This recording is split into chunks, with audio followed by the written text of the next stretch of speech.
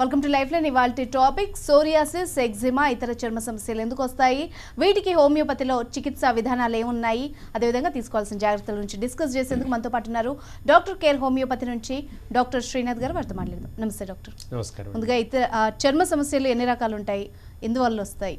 Right అండి. ఈ eczema, dermatitis లాంటి చర్మ సమస్యలు చలికాలంలో ఎక్కువగా వేధిస్తూ ఉంటాయి. ముఖ్యంగా ఈ ఎగ్జిమా లక్షణాన్ని మనం చూసినట్లయితే మోచేతులు కానీ లేదా మోకాళ్ళు కానీ మడమల భాగం, పాదం మడమల భాగంలో కానివ్వండి, నల్లటి రంగులో చర్మం అంతా మారడము, అది దురద, మంట, పగుళ్ళు ఏర్పడడం లాంటి లక్షణాలు ఎగ్జిమాలో కనిపిస్తూ ఉంటాయి. ముఖ్యంగా శీతాకాలంలో ఎక్కువగా వేధిస్తూ ఉంటాయి. కొన్ని రకాల ఆహార పదార్థాలు పడకపోవడం వల్ల కూడా ఈ రకమైన ఎగ్జిమా అనేది ఎక్కువగా వేధిస్తూ ఉంటుంది.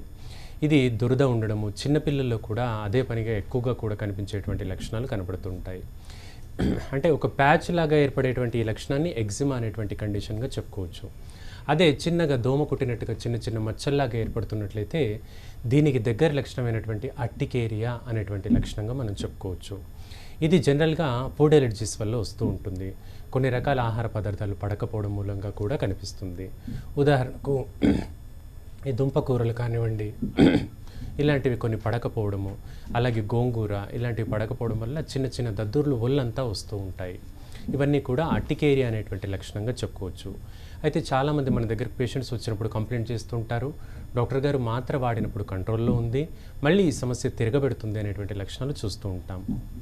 అలా దీర్ఘకాలికంగా ఎక్కువగా మందులు వాడడం అనేది మంచిది కాదు చర్మ సమస్యలకు. సో సేఫ్ మెడిసిన్ అయినటువంటి హోమియోపతి మందులు వాడుతుంటే చాలా చక్కగా ఈ సమస్యలన్నీ కూడా అదుపులోకి వస్తాయి. ఓకే అండి, కాల్ ఉన్నారు లాల్ బహదూర్ శ్రీకాకుళం నుంచి. హలో అండి. హలో డాక్టర్ గారు, మీ సమస్య ఏంటో చెప్పండి. నమస్తే అండి డాక్టర్ గారు. నమస్కారం అండి లాల్ బహదూర్ గారు, చెప్పండి సార్. ఏం లేదండి, నా ఏజ్ 52 years అండి. ఓకే. నేను ఈ మధ్యనే నాకు కలర్ డై వేసుకుంటుంటే రైట్ సైడ్ నాకు ఎలర్జీ వస్తుందండి. అంటే చెవి భాగం దగ్గర అంటారా? రైట్ సైడ్ అంటే చెవి భాగం దగ్గర అంటారా, గడ్డం దగ్గర అంటారా? చెంప మీద అండి, చర్మం పైన. అలాగే, ఓకే. అలాగే ఇంకేమైనా తెలుసుకోదలుచుకున్నారా? పైన అండి. అలాగే సార్, ఇంకేమైనా డౌట్స్ ఉన్నాయా అంటున్నాను. కింద కాదు, పైన, చెవి పైన అండి, చెంప అండి. రైట్ అండి, దాని గురించి చెప్తాను సార్. అలాగే సో డర్మటైటిస్లో కాంటాక్ట్ డర్మటైటిస్ అంటాం ఈ కండిషన్ని. అంటే ఇప్పుడు మనం చెప్పుకున్నాం, ఫుడ్ ఐటమ్స్ పడకపోవడం కానీ, కొన్ని ఆహార పదార్థాల మూలంగా, కొన్ని ఆయిల్స్ చేంజ్ అవ్వడం మూలంగా వచ్చేటువంటిది ఒక రకమైనటువంటి ఫుడ్ ఎలర్జీ. ఇది కాంటాక్ట్ డర్మటైటిస్ అంటారు. కొన్ని వస్తువులు, పైపూతలు పడకపోవడం వల్ల వచ్చేటువంటి డర్మటైటిస్ని కాంటాక్ట్ డర్మటైటిస్ అంటారు. సో బెస్ట్ ఎగ్జాంపుల్, డై పడదు కొందరికి మెహందీ పెట్టుకున్న పడదు, కొందరికి వర్షం నీటిలో తడిచిన తర్వాత చర్మ సమస్యలు వస్తుంటాయి. ఇవన్నీ కూడా కాంటాక్ట్ డర్మటైటిస్ అనేటువంటి లక్షణంగా మనం చెప్పుకోవచ్చు. అందుకే దీనికి డై టెస్ట్ అంటాం, ప్యాచ్ టెస్ట్ అని అంటాం. అంటే ఇప్పుడు మనం డై వాడినా, మెహందీ వాడినా, లేదా కొన్ని ఆయింట్మెంట్స్, షాంపూలు తలకు పెట్టుకోవాల్సిన అవసరం ఉన్నా, అవి చర్మానికి పడుతుందో లేదో తెలుసుకోవడానికి ముందుగా చిన్నపాటి ఆయింట్మెంట్ తీసుకొని మోచేయి భాగంలో అప్లై చేసి చూసుకోవాలి. ఆ మోచేయి భాగంలో అప్లై చేసిన తర్వాత ఒక అరగంట పాటు ఎలాంటి దద్దుర్లు కానీ, రెడ్డిష్గా కానీ మారకపోతే అది మనకు పడుతుంది అని అర్థం. సో అది ఏమి ఇబ్బంది కలగలేదు అంటే మీరు తప్పకుండా వాడుకోవచ్చు. ఇది ఖచ్చితంగా మీరు డై చేంజ్ చేసిన, ఆయింట్మెంట్స్ వాడినా కూడా ఈ చిన్నపాటి పరీక్ష చేసుకోండి సెల్ఫ్గా. ఆ తర్వాత మందులు కానీ ఏమైనా కానీ అప్లై చేసుకోండి, తప్పకుండా తగ్గుతుంది. ఓకే డాక్టర్, సోరియాసిస్ అంటే ఏంటి, ఎందుకు వస్తుంది? రైట్ అండి. సో అత్యంత చర్మ సమస్యల్లో మొండిగా మారి బాగా ఎక్కువ కాలంగా వేధించేటువంటి చర్మ లక్షణాన్ని మనం సోరియాసిస్ లక్షణంగా చెప్పుకోవచ్చు. ఈ లక్షణంలో చిన్న చిన్న ప్యాచెస్ ఒంటి మీద ఏర్పడి అవి పెద్దగా అవుతూ వస్తూ ఉంటాయి. ముఖ్యంగా మోచేతులు కానివ్వండి, మోకాళ్ళ భాగము, అలాగే కడుపు భాగము, వీపు భాగము, పాదాలు, కొందరిలో అరచేతులు, పాదాలకు కూడా ఈ చర్మ సమస్య కనబడుతుంది. దీని యొక్క ప్రధాన లక్షణం ఏంటంటే చర్మం అంతా కూడా లేయర్స్ లాగా, పొరలు లాగా ఓడిపోతూ వస్తుంది. ఇలా పొరల్లాగా రాలిపోయేటువంటి సమస్యతో పాటుగా దురద, మంట, పగుళ్ళు ఏర్పడము, బ్లీడింగ్ రావడము, అంటే పగుళ్ళు ఏర్పడి అందులో నుంచి రక్తం కూడా రావడం లాంటి లక్షణాలు ఈ సోరియాసిస్లో కనబడతాయి. ఉదాహరణకు మనకు అరచేతులకు సోరియాసిస్ లక్షణం వచ్చినట్లయితే ఈ ఫోల్డ్ చేసేందుకు ఇబ్బంది, స్ట్రెచ్ చేసేందుకు ఇబ్బంది, వస్తువులు పట్టుకునేందుకు ఇబ్బంది, రోజువారి పనులన్నీ చేసుకునేందుకు ఇబ్బంది, మంట, దురద, పగుళ్ళు, ఈ 3 లక్షణాలు కూడా సోరియాసిస్లో మనకు కనిపిస్తాయి.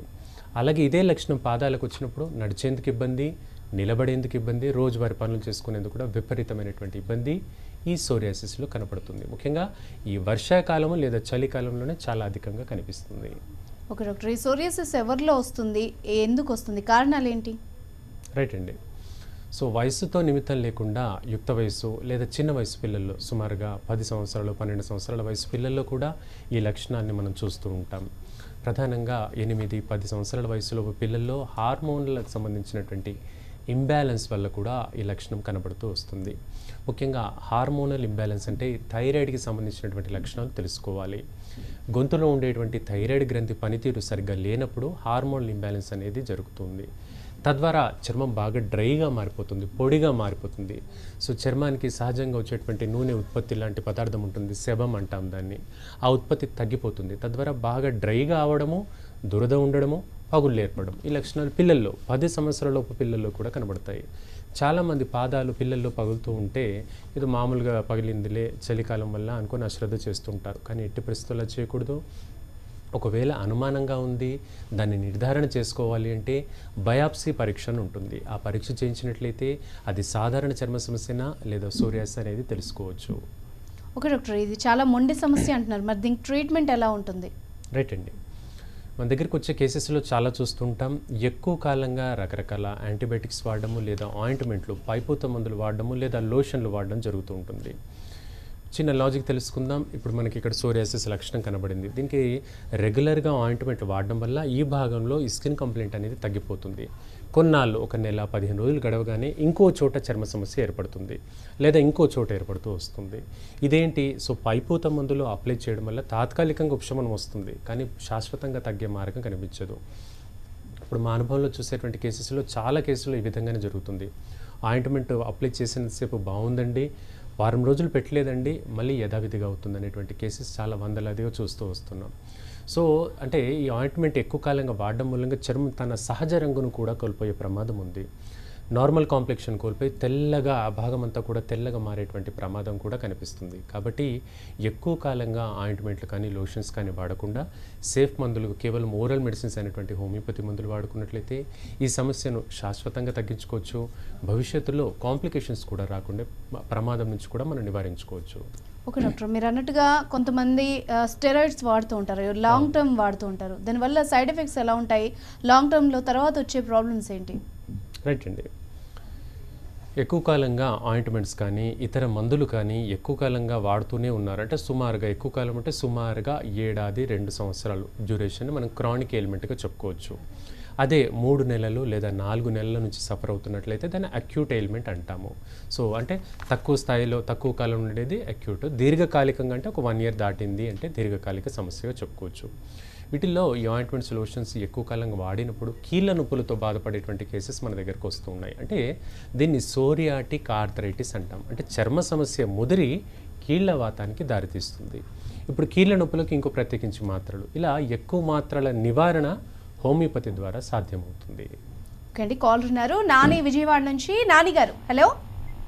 హలో డాక్టర్ ఉన్నారండి, మీ సమస్య ఏంటో చెప్పండి.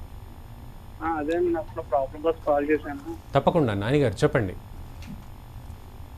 కాదండి, ఇప్పుడు నిద్ర పట్టట్లేదు. కొంచెం గట్టిగా మాట్లాడాలమ్మా. కాదండి, నైట్ టైం నిద్ర పట్టట్లేదు నాకు. ఓకే, వయసు ఎంత? ఏంటండి? ఎంత? నైట్ టైం నిద్ర పట్టట్లేదు. అలాగే నీ ఏజ్ ఎంత? ఏజ్ 26. ఇంకేమైనా డౌట్స్ ఉన్నాయా? ఏంటండి? ఇంకేమైనా తెలుసుకోవాలనుకుంటున్నావా? అంటే సరిగా ఏదో డిస్టర్బెన్స్ అండి, ఇంట్లో వాళ్ళు సరిగా ఉండకపోతున్నారు. రైట్, ఏదో గొడవలు వస్తూ ఉన్నాయి, పడట్లేదు. అలాగేనమ్మా, మంచిది. సో మనం అన్నీ కూడా స్కిన్ రిలేటెడ్ కాల్స్ గురించి మాట్లాడుకుంటున్నాం, స్కిన్ కంప్లైంట్స్ గురించి మాట్లాడుకుంటున్నాం. నిద్రలేమికి చాలా కారణాలు ఉన్నాయమ్మా, అది ఒక మాటలో చెప్పుకునేటువంటి కావు. కొన్ని రక్త పరీక్షలు అవన్నీ కూడా చూడాలి. ఒకసారి డాక్టర్ గారిని తప్పకుండా కలువు. ఓకే డాక్టర్, ఇప్పుడు ఈ స్ట్రెస్కి చర్మ సమస్యలకి సంబంధం ఉందంటారా? ఎలా ఎఫెక్ట్ చేస్తుంది ఒకవేళ ఉంటే? రైట్ అండి. కొన్ని రకాల మానసిక సమస్యలు, ఆందోళనలు, అలజడి, అలాగే డిప్రెషన్ తాలూకు మాత్రలు ఎక్కువ కాలంగా వాడడం మూలంగా చర్మ సమస్యలు కొందరిలో మనం చూస్తూ ఉంటాం. అంటే మానసిక ప్రశాంతత లేకపోయినప్పుడు ఏ చర్మ సమస్య అయినా ముదురుతుంది. ఉదాహరణకు మన కాలుపైన, చేయిపైన ఒక చర్మ సమస్య ఉంది అనుకుందాం. నిద్ర సరిగ్గా లేదు, డిస్టర్బెన్స్ ఎక్కువగా ఉంది, యాంగ్జైటీ ఎక్కువగా ఉంది అనేటువంటి వ్యక్తులకు వెంటనే చేయి అక్కడికి వెళ్ళిపోతుంది, వెంటనే స్క్రాచ్ చేస్తూ ఉంటాము. సో అప్పటి వరకు అది బాగానే ఉంటుంది. మనం ఎప్పుడైతే మైండ్ డిస్టర్బ్ అయినట్టుగా ఉందో అది స్క్రాచ్ చేస్తూ ఉంటాం. ఇది మనకి ఇండికేషన్, అంటే మెదడుకు దీనికి సంకేతం ఉంది. ఈ రకమైనటువంటి సమస్యల్ని సైకోసోమాటిక్ సమస్యలుగా మనం చెప్పుకోవచ్చు, డిజార్డర్స్గా చెప్పుకోవచ్చు. సైకో అంటే మైండ్, సోమా అంటే బాడీ. సో మైండ్ పరంగా బాడీ పైన తలెత్తేటువంటి చర్మ సమస్యలుగా ఈ సోరియాసిస్ లక్షణాన్ని కూడా మనం చెప్పుకోవచ్చు. అయితే ఈ వెటిలిగో, బొల్లి మచ్చలు కొంత వంశపారంపర్యం కూడా అంటారు కదా, మరి వాళ్ళ తర్వాత జనరేషన్కి వచ్చే అవకాశాలు ఎంతవరకు ఉంటాయి? రైట్ అండి. తెల్ల మచ్చలు లక్షణాన్ని విటిలిగో లేదా ల్యూకోడర్మా అనే లక్షణంగా చెప్పుకుంటాం. ఈ తెల్ల మచ్చల్లో సాధారణంగా రంగును ఉత్పత్తి చేసేటువంటి పదార్థం చర్మానికి మెలనిన్ అంటాము. ఆ పదార్థం యొక్క ఉత్పత్తి తగ్గుతుంది, తద్వారా చర్మం తన సహజ రంగును కోల్పోతుంది. సో భాగం అంతా కూడా తెల్లటి మచ్చలు వస్తూ ఉంటాయి. ముఖ్యంగా పిల్లల్లో ఒక 10 years లోపు, ఒక 5 to 10 మధ్య ఏజ్ గ్రూప్లో కనబడినట్లయితే కనురెప్పల భాగము, కనుబొమ్మల భాగము, చీక్స్ పైన, లిప్స్ పైన కనబడుతూ ఉంటాయి. ఒక యుక్త వయసు దాటిన తర్వాత ఎక్కువగా లిప్స్ మీద కనబడతాయి, ఇక ఒళ్ళంతా వస్తుంది. ఎల్డర్లీ ఏజ్ అంటే సుమారుగా ఒక 50 సంవత్సరాల ఏజ్ గ్రూప్ వచ్చిన వాళ్ళకు మోకాళ్ళు, కాళ్ళ భాగంలో ఎక్కువగా తెల్ల మచ్చలు కనిపిస్తూ ఉంటాయి. సో ఇక్కడ వేరియేషన్స్ చాలా ఉంటాయి. చిన్న వయసు పిల్లల్లో అయితే జెనెటిక్గా వంశపారంపర్యంగా వచ్చే అవకాశంగా మనం భావించవచ్చు. యుక్త వయసులో ఆహారపు అలవాట్లు, పోషకాహార లోపం వల్ల కలుగుతుంది. అదే ఎల్డర్లీ ఏజ్ అంటే కాస్త పెద్దవాళ్ళలో మనం గమనించినట్లయితే ఇమ్యూనిటీ బాగా తక్కువగా ఉండడం వల్ల ఈ తెల్ల మచ్చలు వస్తుంటాయి. సో కారణాలు అనేకంగా ఉంటాయి. అయినప్పటికీ కూడా హోమియోపతి మందులు వాడుకున్నట్లయితే ఈ తెల్ల మచ్చల్ని పూర్తి స్థాయిలో అదుపులో పెట్టుకోవచ్చు. స్ప్రెడ్డింగ్ని కూడా మనం నివారించేటువంటి మార్గాలు ఉన్నాయి. మన దగ్గరకు వచ్చే కేసెస్లో చాలా చూస్తుంటాం. ఈ తెల్ల మచ్చలకు ఆయింట్మెంట్లు వాడుతుంటారు, లేజర్ థెరపీలు, పువ్వ థెరపీలు ఇవన్నీ కూడా చేస్తూ ఉంటారు. కొన్నాళ్ళు బాగుందండి, మళ్ళీ రికర్ అవుతుంది అంటుంటారు. సో అలా రికరెన్సీ ఎక్కువగా ఉన్నటువంటి వ్యక్తులు ఆల్టర్నేట్ మెడిసిన్ అయినటువంటి హోమియోపతిని ప్రశాంతంగా ట్రై చేయొచ్చు. తప్పకుండా మంచి ఫలితాలు ఉంటాయి. ఓకే డాక్టర్, ఈ డాండ్రఫ్, పింపుల్స్ ఎందుకు వస్తాయి? దీనికి ట్రీట్మెంట్ ఏముంటుంది హోమియోపతిలో? రైట్ అండి. సాధారణంగా తల భాగంలో వచ్చేటువంటి చుండ్రును మనం డాండ్రఫ్గా చెప్పుకుంటాం. అయితే దీంట్లోని దగ్గర లక్షణంగా స్కాల్ప్ సోరియాసిస్ కూడా కనపడుతుంది. సాధారణ డాండ్రఫ్ ఏంటంటే రబ్ చేసినప్పుడు వెంట్రుకల నుంచి చిన్నగా పొడిలాగా, పౌడర్ లాగా రాలుతుంది. స్కాల్ప్ సోరియాసిస్లో చర్మం కూడా పగుళ్ళు ఏర్పడము, చర్మం దురదగా ఉండడము, చర్మం మంటగా అనిపించడము, ఈ లక్షణాలు చర్మ సమస్యలో కనబడతాయి. అంటే ఈ స్కాల్ప్ సోరియాసిస్ అనే చర్మ సమస్యలో కనబడతాయి. సాధారణ డాండ్రఫ్లో అవేవి ఉండవు. అలాగే ఈ చర్మ సమస్య కొంచెం కిందికి స్ప్రెడ్ అవుతూ చెవి వెనక భాగంలో, అలాగే చెవి కింది భాగంలో, మెడ వెనక భాగంలో కూడా చిన్నగా స్ప్రెడ్ అవుతూ వస్తుంది. సో అది చర్మ సమస్య అయినటువంటి స్కాల్ప్ సోరియాసిస్. డాండ్రఫ్లో దురద ఉండదు, చర్మ సమస్యలో దురద ఉంటుంది. ఈ వ్యత్యాసాన్ని సెల్ఫ్గా గమనించుకోవాలి. కొందరిలో ఇయర్స్ లోపల కూడా ఇదంతా కూడా చిన్నగా లేయర్స్ లాగా, పొరల్లాగా ఏర్పడుతూ చెవి కూడా వినిపించేందుకు ఇబ్బందికరంగా మారుతుంది. సో చెవి డాక్టర్ గారి దగ్గరికి వెళ్ళినప్పుడు అది క్లీన్ చేస్తారు. మళ్ళీ కొన్నాళ్ళకు ఒక పొర ఏర్పడుతూ వస్తుంది. ఇలా ఈ చర్మ సమస్య అనేది చెవి లోపలి భాగంలో కూడా ఏర్పడుతుంది. చాలామందికి ఈ విషయం తెలీదు.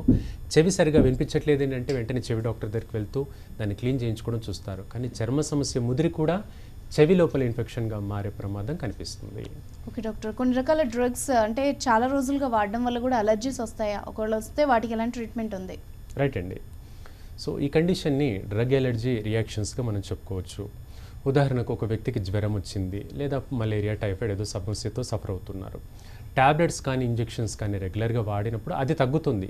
ఆ సమస్య తగ్గిన తర్వాత డ్రగ్ ఎలర్జీ రియాక్షన్ అయింది అంటారు. అంటే డాక్టర్లు చెప్పేస్తారు ముందుగానే, పలానా ఇంజెక్షన్ ఇచ్చిన తర్వాత నీకు ఎలర్జీ రియాక్షన్ అయిందని. సో చర్మం పైన అంతా మొత్తంగా మచ్చలు ఏర్పడిపోతాయి. చర్మం వాపు గురవడం, చర్మం దురద ఏర్పడడం, కంప్లీట్గా నల్లటి మచ్చలు ఒళ్ళంతా స్ప్రెడ్ అవ్వడం లాంటి లక్షణాలు కనబడతాయి. దీన్నే డ్రగ్ ఎలర్జీ రియాక్షన్గా చెప్పుకుంటాం. అంటే పలానా మందు ఒంటికి పడకపోవడం మూలంగా అది సూచన, మన బాడీ ఇండికేట్ చేస్తూ నల్లటి మచ్చలుగా మారుతుంది. సో ఈ డ్రగ్ ఎలర్జీ రియాక్షన్స్కి ఎక్కువ కాలంగా యాంటీహిస్టమిన్స్ వాడడం కూడా మంచిది కాదు. తద్వారా బాడీలో ఇతర ఆర్గన్స్ కూడా డ్యామేజ్ అయ్యే ప్రమాదం ఉంటుంది. కాబట్టి హోమియోపతి మందులు ఈ కండిషన్కి వాడుకోవచ్చు. అలాగే చర్మ సమస్యలకు ఎక్కువ కాలంగా పైపూత మందులు వాడడం మూలంగా కిడ్నీ కానీ లివర్ కూడా డ్యామేజ్ అయ్యే ప్రమాదం కనిపిస్తుంది. ముఖ్యంగా కిడ్నీకి సంబంధించి సీరం క్రియేటినిన్ అనేటువంటి పరీక్ష డాక్టర్లు ఎక్కువగా ప్రిఫర్ చేస్తారు. అలాగే లివర్ పనితీరును సంబంధించినటువంటి పరీక్షలు లివర్ ఫంక్షన్ టెస్ట్ అంటారు. ఈ రెండు పరీక్షలు కూడా డాక్టర్స్ ఎక్కువగా సజెస్ట్ చేస్తూ ఉంటారు. సో అందుకే పైపూత మందులు ఎక్కువగా వాడకుండా హోమియో మెడిసిన్స్ వాడుకుంటే ఇప్పుడు మనం మాట్లాడుకున్న సమస్యలన్నీ కూడా అదుపులో పెట్టుకోవచ్చు. ఓకే డాక్టర్, ఈ డెర్మటైటిస్ లక్షణాలు ఎలా ఉంటాయి, ఎలా గుర్తించాలి, ఎందుకు వస్తుంది, కారణాలు ఏంటి? రైట్ అండి. ఇదివరకు మనం ఒక కాలర్తో మాట్లాడుకున్నాం, డర్మటైటిస్లో కాంటాక్ట్ డర్మటైటిస్ గురించి మాట్లాడుకున్నాం. డై వేసుకున్న తర్వాత తల భాగం నుంచి కిందికంతా చర్మం అంతా దురద మంట వస్తుందన్నాం. దీన్నే కాంటాక్ట్ డర్మటైటిస్ అంటాం.